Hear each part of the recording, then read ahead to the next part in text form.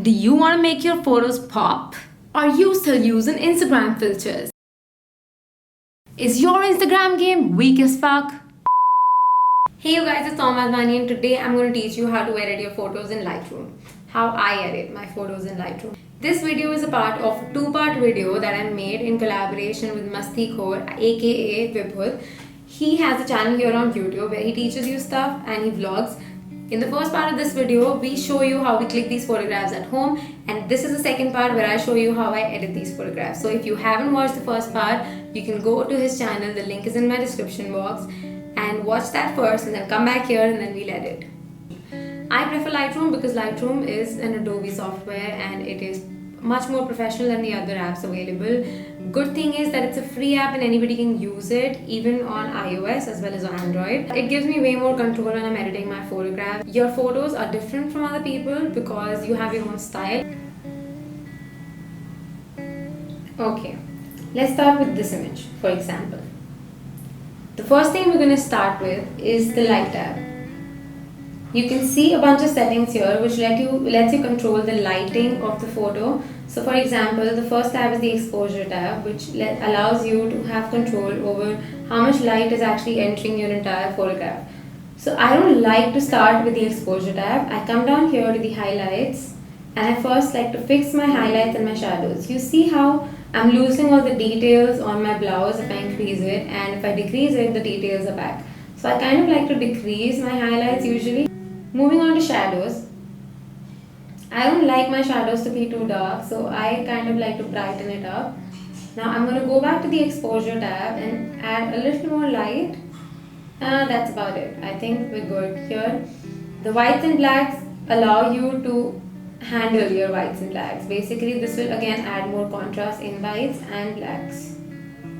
So don't need that. Moving on to the color tab. Here you can fix the temperature of your image. For example, let's say it is very yellow and I want it to be a little towards, I don't want to show that there was sun at all. So I can just fix that. Now it looks like this was taken in the evening. I think the temperature of this image is good enough. Tint allows you to add a greenish or a reddish tint in your image. You can, let's say if you're looking really pale, you can adjust the tint and towards pink or red, and then it will kind of not make you look so pale. So this is where it comes in handy. The vibrance and the saturation helps you with the overall colors of the image. For example, this, and saturation will increase all the colors. So yeah. So if you want the background to look good and the props and you don't want too much color to be caught in your skin, you can fix that up with vibrance. You see this mix tab, you can control all the different colors separately over here. You can change the hue, which basically means you can change the shade and the tint of the color. So if I move it towards magenta, it's going to become like pinkish, and then my red can also be orange, and then you see how I lose all color on my face.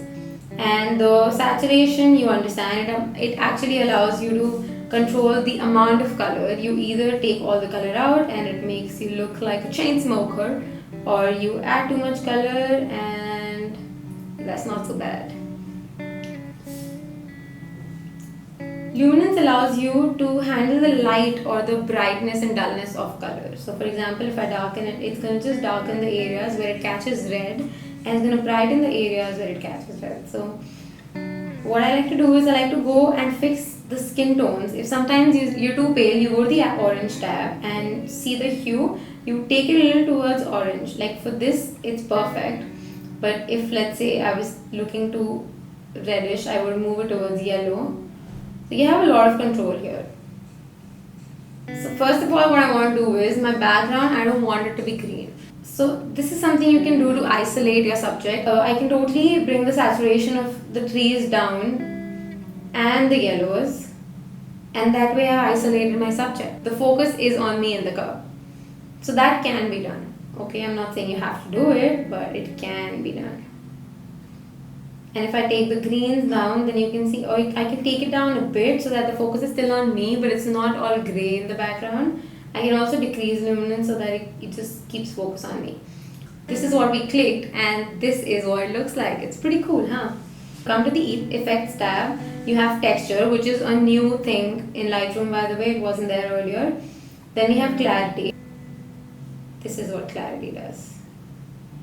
This is my favorite feature. It's called a haze, and what it does is, you know, sometimes how you click with your phones and it is kind of hazy, like your lens is not clean, but it is clean, but that's just an effect caused by some Android phones, and I don't like it. And what I do is, instead of touching the contrast and blacks of the image, I just like to increase the dehaze, and it kind of gives me, dehaze is like a combination of blacks and saturation being increased together. So instead of moving those two bars separately, I try to just move this one bar, and it makes actually quite a lot of difference. See, check it out, this and this. So if I take it back, it's this. I kind of like this, and if I think it's getting too contrasty, I would go back and I would decrease the contrast here. So I think I like the image. This is the before and this is the after.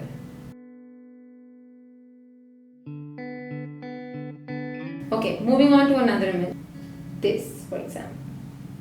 So first of all, I want to fix the lights. You have to decide if you want it to be a dark image where you're playing with shadows, or you want it to be, you want your face to be visible. So I like my face to be visible a little. So let's say I lift the shadows. Now I am losing quality. You really have to pay attention. If you're losing quality, don't mess with it.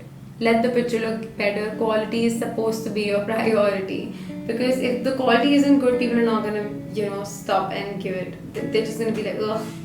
Now you see, highlights come in handy over here. Like right now, I can just blow up the entire background and match my white blouse, or I could just, you know, not lose all the details and use the trees in the background. It really tells two different stories.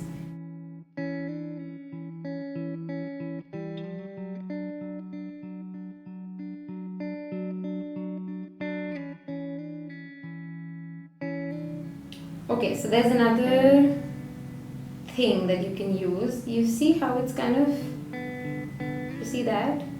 You see that noise? Now if you come to the detail tab, after sharpening, you'll see noise reduction. You can just slide it up and that noise is going to come down. See? So you can control it. This is a good feature. So to bring back some of that quality that you're losing because of the lighting. Last thing you want to do is crop your image, because we're simply going to unlock this and just drag it a little bit here so that half of the face is cut, and now I am again in focus. Here's the before and here's the after.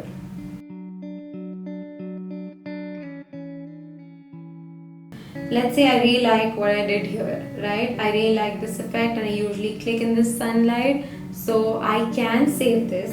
So what you do is you go on these three dots and you say create preset over here. So it would ask you to give it a name. So you can say, I save it under user presets, and you can include either all the settings or some of the settings. So I will include, and that's it. Now it's saved. So if you go back to, let's say, this image which is not edited, right? Let's say you have a bunch of images. It comes in handy because you can go to presets directly and go to user presets and just select the saved preset, which is preset number 3. There you go. So it becomes really, really easy. All you have to do is click on this tick button and that's it, you're done. You can just copy and paste. Yeah, oh, that's another thing that you can do. Lightroom has too many things to give you. Go to this image that we edited. Click on these 3 dots. Say copy settings, tick, and then you can go on this image and say paste settings, and it's done. So yeah, and this is how you use the presets. So now you know. This is how I edit my photographs. Okay, there are premium features that can be used, and you can use it for photo manipulation further, but I can talk about it in my next video maybe. If you're interested, let me know. Alright, thank you.